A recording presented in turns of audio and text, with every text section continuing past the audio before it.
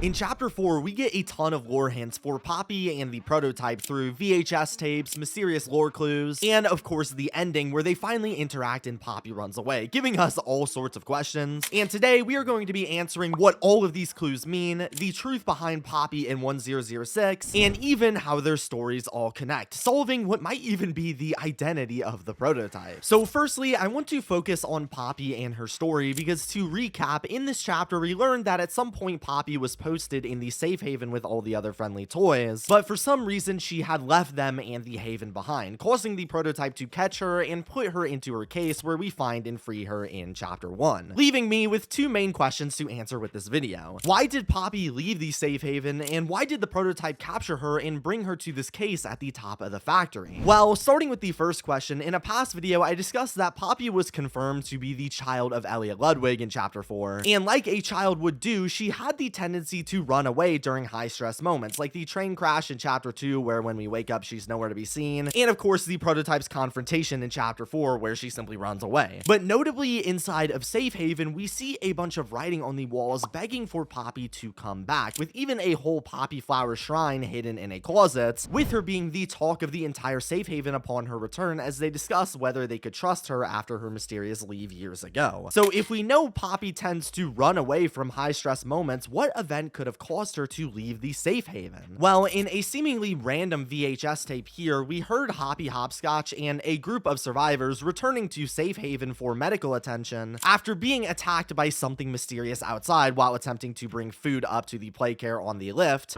What's going on? We were trying to bring supplies back up to the elevator, but we got jumped. Had to turn all the way back around. Suggesting there were obviously hostile things right outside of safe haven trying to stop them from their journey. But then, what could have been out there attacking them? At first I thought it was the prototype because the safe haven was literally inhabited to hide from 1006, and we saw him lurking around it in Chapter 4, but we know this can't be the case because we heard the safe haven patient was bit by something after they stole all of their food. They took everything we had right after one of them bit my leg. And the prototype, as far as we know, doesn't have a mouth and doesn't even need to eat, according to a message in the original Chapter 1 trailer. So then, who could it be? Well, weirdly enough, back before Chapter 4 released, we got this out of nowhere letter regarding the nightmare critters that told us, ironically, most of the smiling and nightmare critter experiments got along rather well, at least for a time, suggesting the nightmare critters and the smiling critters once lived together in harmony, but nowadays hated each other. A lore detail that doesn't seem to ever be explained in Chapter 4, or at least so we thought. Because what do you know, basically all of the living toys in Safe Haven are the smiling critters, and we saw obviously in Chapter 4 that the depths of the prison were now inhabited by dozens of these vicious nightmare critters desperate to bite anything they could get their mouths onto, making it seem like after the Hour of Joy there was some kind of large-scale battle going on between the Safe Haven smiling critters and the nightmare critters, fighting for what food was left available. But this all would explain development-wise why the developers chose to use the nightmare critters for Chapter 4 instead of just reusing the mini critters for Chapter 3. And in fact, since we know the Safe Haven critters were actively trying to go to play care with food deliveries, we can actually assume that is probably how Dog Day survived so long up there in the Playhouse prison, since they were actively feeding him as one of these smiling critters. And they also symbolized this whole battle in the first Chapter 4 teaser trailer of Baba Chops attacking, well, a smiling critter. But now, how does any of this relate to Poppy and why she left Safe Haven? Well, the answer is simple. There were toys getting injured and chaos was happening all outside of the Safe Haven, stressing her out, and most likely causing her, like we've seen in past chapters in high pressure situations, to run away outside of the Safe Haven in search of some kind of safety, where in doing so, she likely came across the prototype, who we now know put her in the case upstairs. But now this begs the second main question of the video. Why did he capture her, and why did he lock her in this case? Specifically, why would he not just kill her when he had the chance like he did with toys like Catnap? Well, in the ending, we hear the prototype talk about Poppy as if she is special, saying, "It's always been about you and me, Poppy, what we are." So clearly his need for keeping her around is because he saw her as extremely important, but in what way? Well, there's a few different ways to perceive this. For one, on the safe side, we could read this as 1006 trying to contain Poppy for the sake of research, since we know that with Poppy being a unique toy, the only one created by Elliot Ludwig and the most successful one being able to talk, move, and feel emotion, in the labs they would often take her apart and put her back together to figure out how she worked for research purposes working on the bigger bodies. So you could interpret the prototype trying to capture her as a way to study and learn from Poppy by keeping her in a safe case. Or if you really want to stretch, you could say maybe he kept her here as a trophy or as symbolism for what the factory was after the Hour of Joy. But what makes these theories hard to believe is that we learned in the safe haven that the prototype was actually keeping all of the other orphans asleep, stored inside of the labs, the highest security area, to ensure nobody would ever get in there and wake them up, since the prototype wanted to protect them after the Hour of Joy, or at the very least have control over their bodies and what happens with them. But then if Poppy was seen as so valuable to him, why would he choose to put her at the top floor of the factory with the least amount of security? You would think if he saw her as valuable to his mission or his golden path, he would want to keep her as deep down into the factory as possible with the other children to avoid anyone like us from freeing her. So why did he keep her up in this mysterious room? Well, what makes the final chapter 4 scene very interesting is before trying to retrieve Poppy, the prototype tells her to come home. It's time to come home.